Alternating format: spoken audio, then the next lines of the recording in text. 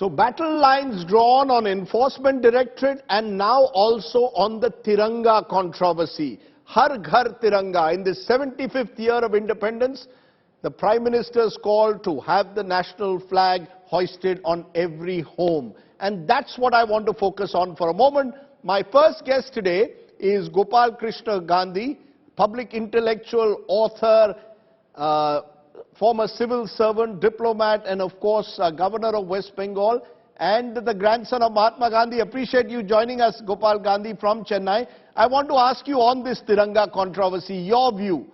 The Prime Minister Narendra Modi says he's inviting citizens to hoist the national flag atop their houses for 3 days from August 13 to 15. Your views, do you believe this will really infuse a sense of patriotism, or is it more symbolism than substance? I do not think this should be spoken of in terms of controversy at all. I do not see anything controversial in the Prime Minister's statement, in what he has asked us to do.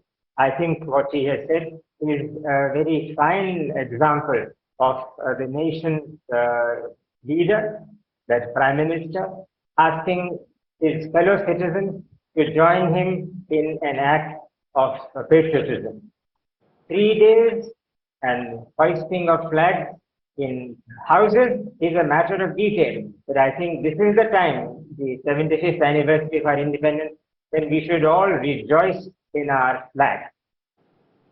Let me raise three reasons, though, Dr. Gandhi, why it's become a controversy, Gopal Gandhi. Number one, there are those who are saying this is symbolism, that this is not about substance, you're just not in a way embracing the values. You need to embrace the values that the Tiranga represents, not just place a flag atop your house, values of compassion, of brotherhood, of inclusion.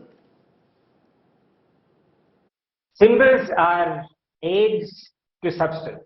They do not replace substance. Symbols are necessary. For that matter, other symbols like the national emblem, the national anthem, are also great facilitators of the substance of freedom and of our republic. I think it is very important for us to know that the symbol of the national flag, which has been the symbol of struggle, the symbol of sacrifice, should now also be the symbol of national unity. I think it is very important to have some symbols. The national emblem, the national anthem, the national flag are those essential symbols in which we must exult. The second controversy that has emerged, Mr. Gandhi, is the fact that it is being seen purely in political terms.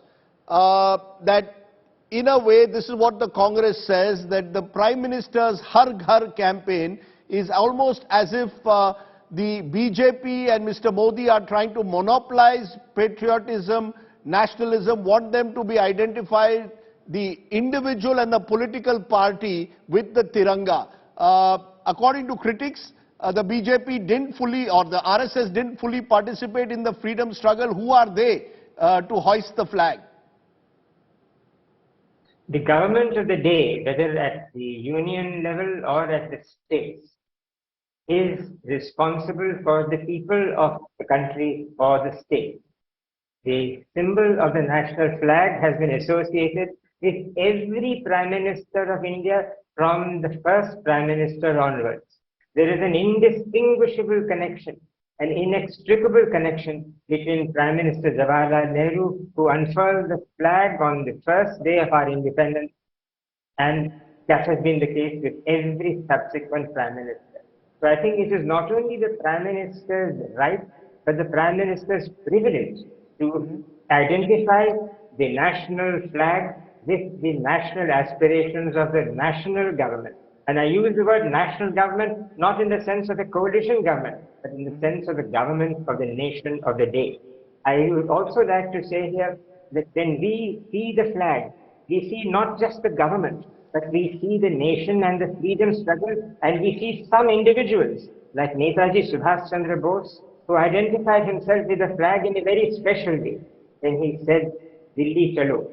And Nehru, on the day he unfurled the flag for the first time, invoked Netaji and said something like, this, not his exact words, but something like this, that it should have been Subhash Bose who should have been unfurling the flag today. So it is beyond parties and beyond governments. And the government of the day, the Prime Minister of the day, speak for history and they speak for the country as a whole.